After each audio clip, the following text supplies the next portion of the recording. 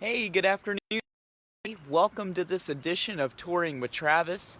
My name is Travis Gilbert. I'm the Educator and Collections Coordinator at the Old Baldy Foundation. And we're so thankful that you can join us this afternoon on this beautiful day here at Bald Head Island.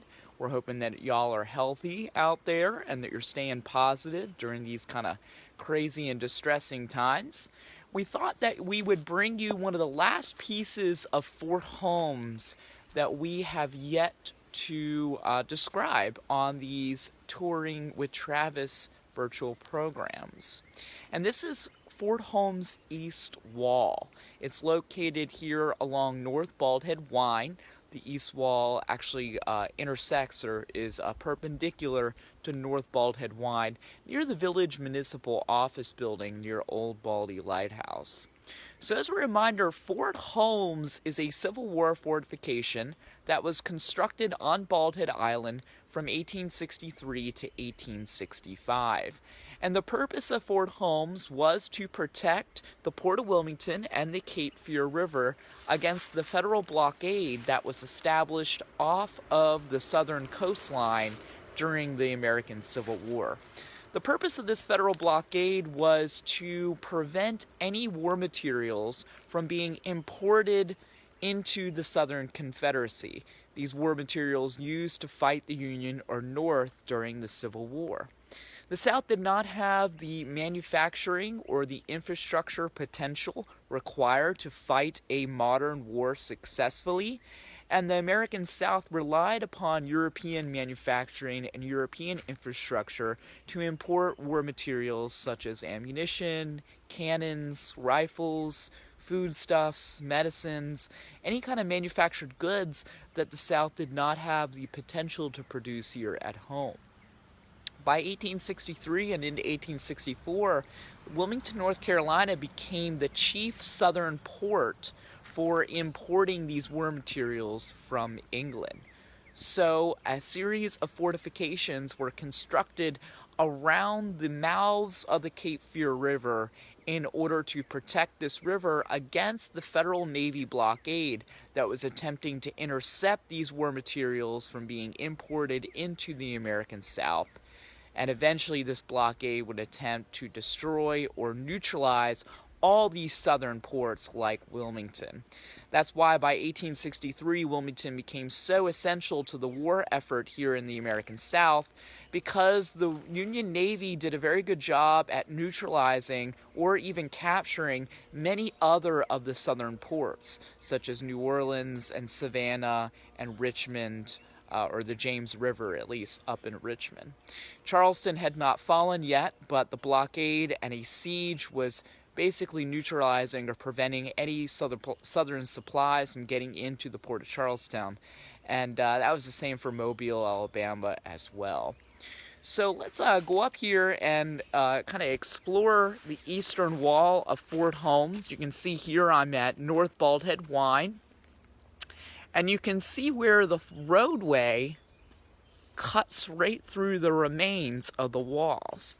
You see this kind of area here, this mound of earth, that is what remains of the walls of the eastern wall of Fort Holmes.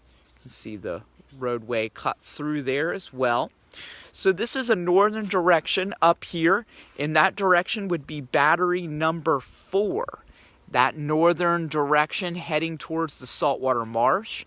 And once this wall reaches the marsh up there, it's going to make a left-hand turn towards the west and go back towards the river. Behind me here, this heads in a southern direction. That would be heading towards battery number 3.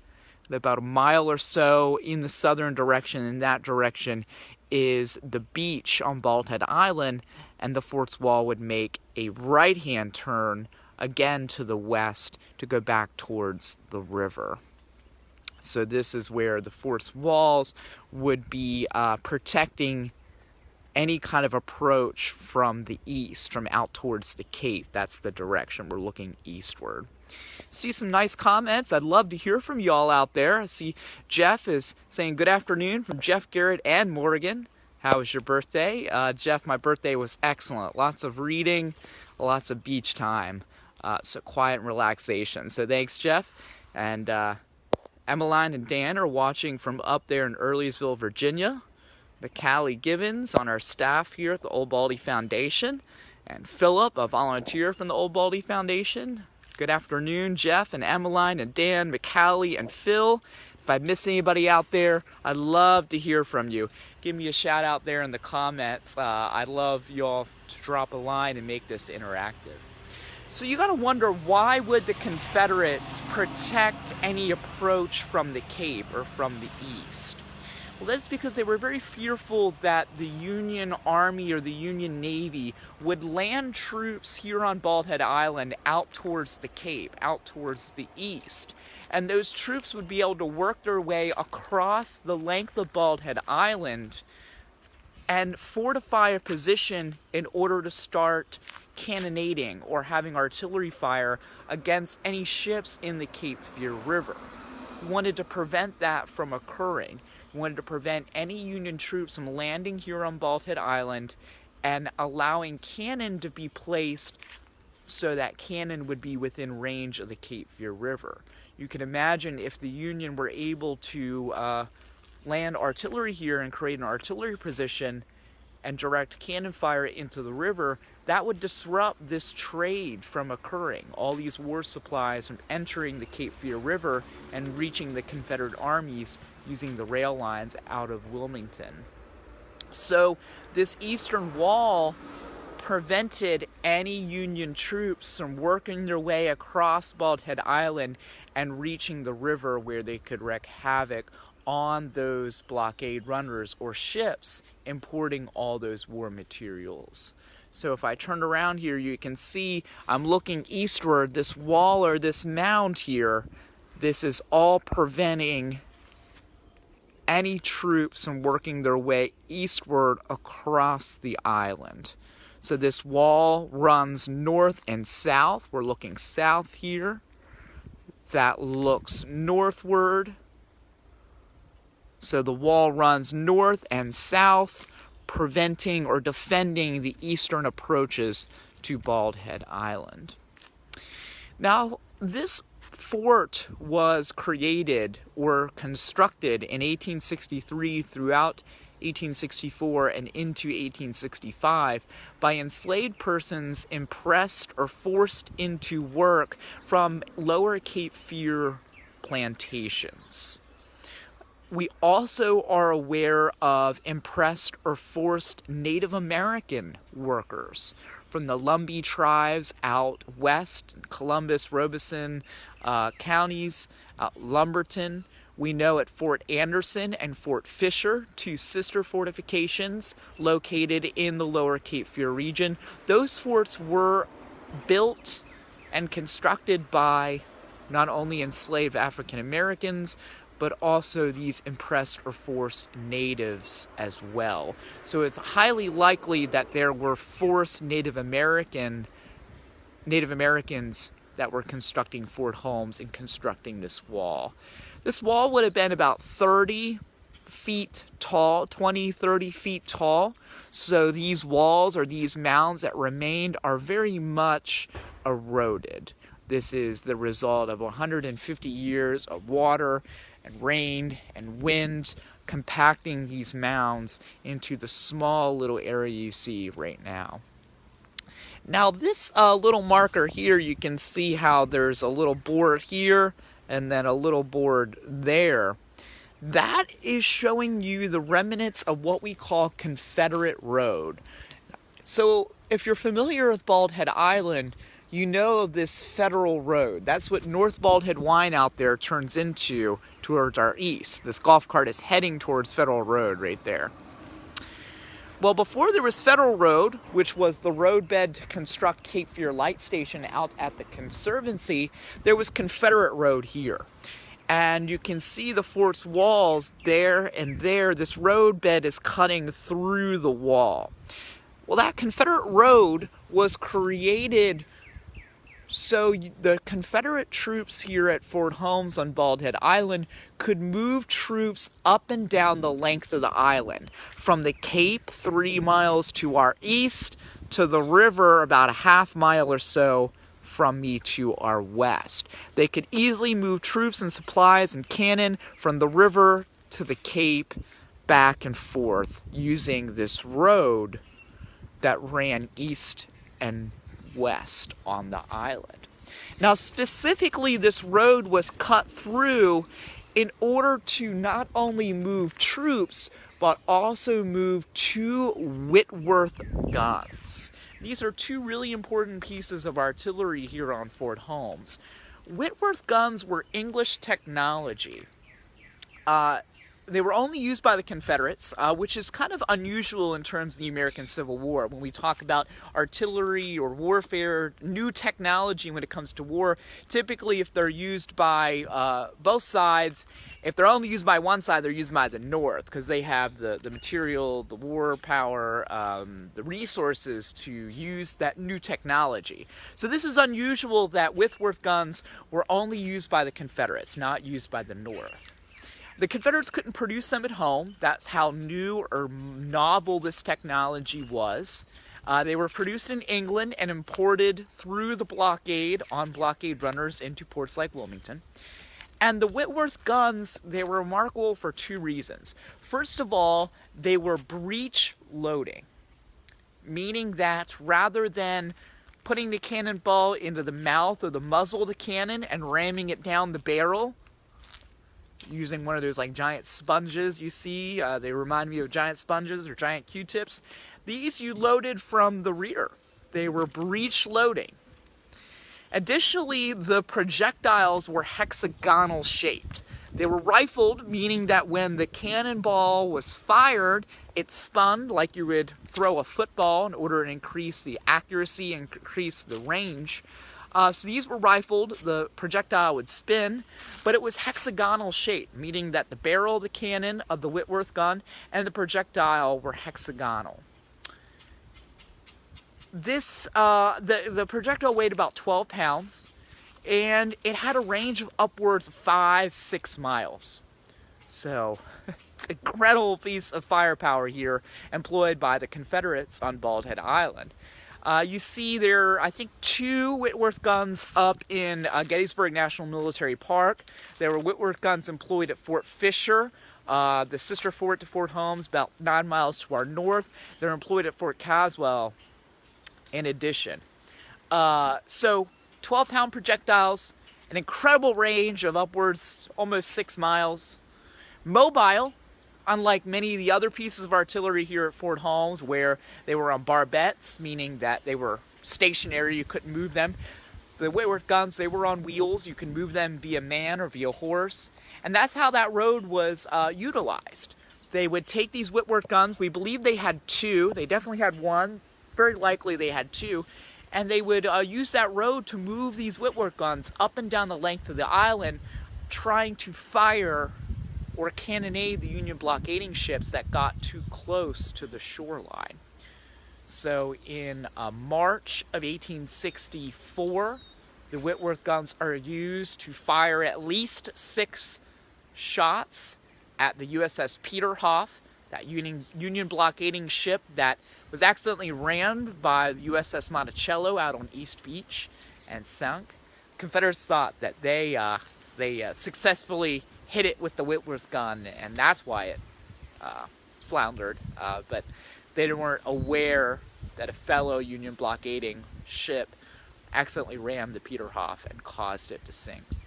Additionally, the Whitworth guns were employed when the Ella, that Confederate blockade runner that intentionally crashed aground on South Beach, when that was getting fought over, when the Confederates were trying to salvage the war materials on board, and the Union were trying to destroy the war materials on board. The Whitworth gun was employed during that small action here at Fort Holmes as well. So that's what that Confederate Road roadbed was used for, to move these Whitworth guns up and down the length of the island and have opportunity to fire at the Union blockading ships. Now I'm up here on top of Fort Holmes now. You can see the wall. I'm looking north towards the marsh. That is the wall I'm standing on top of now. You see it begins down there at the boardwalk, goes up in elevation, and then back down in elevation to where this lagoon is. And then when I look southward, you can see the elevation as well, beginning down here to the east where the lagoon is, moves upward, and then back down in elevation here to the west or to the riverside of the wall. The wall continues down that way for several hundred yards until you reach battery number 3. Remember, this east wall did not have cannons. This is just a wall. Battery number 3 had cannons down there. And battery number 3 was a crescent shape, meaning that the wall moved outward to the east and then back in parallel to this wall.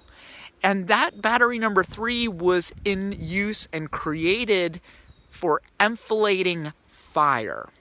Meaning that if Union or Federal troops ever were to land on Bald Head Island and attack East Wall, rather than the cannonball being fired perpendicular to the lines of Federals attacking, you could probably kill 2 or 3 Federal troops. Battery number 3 stuck out from the wall, so when they fired their cannon, the cannonball could go down the length of the line of Federal troops. So rather than perpendicular, you're firing a cannonball parallel to the troops, and if the troops are lined up, you're going to be able to destroy or injure way more Federal or opposing troops than you would firing perpendicular to the line. And that is why battery number 3 in that direction, down toward Dowitcher and Gunnery Court and Fort Holmes Trail, that is why it sticks out further to the east of this wall. Very similarly, battery number 4 to our north in that direction also is a crescent shape and projects out from the wall for that same purpose, to fire down the parallel length of opposing troops' lines rather than perpendicular to them. So these mounds here are the majority of what we have left. I think these are arguably one of the most intact remains of Fort Holmes. So we use these for interpretive purposes on tours. If you visit Bald Head Island, you'll often come take a walking tour, perhaps, of our Civil War fort remains, or our historic tour aboard the golf carts. We bring folks to these walls because they are the most intact of them all. You can see the elevation here to our right. The soldiers that were stationed here, their encampment was back in this area. We're looking back towards the direction of the lighthouse. You can see the foliage here has really gotten green the past few weeks, and the forest is very dense, so you cannot see the lighthouse back in that direction. So I would be standing in the interior of the fort right now. On the other side of that hump is the exterior of the fort, looking towards the cape. So this trail is all kind of preserved through a partnership in the village of Bald Head Island, the Bald Head Association, which is the homeowners association, and the Old Baldy Foundation. So we all work collectively to keep this trail interpretive and keep it maintained. We're very proud of the remains of this wall here. Really gives us an idea, without reconstructing the wall, of the footprint of this fort and what it would have looked like in 1863 to 1865.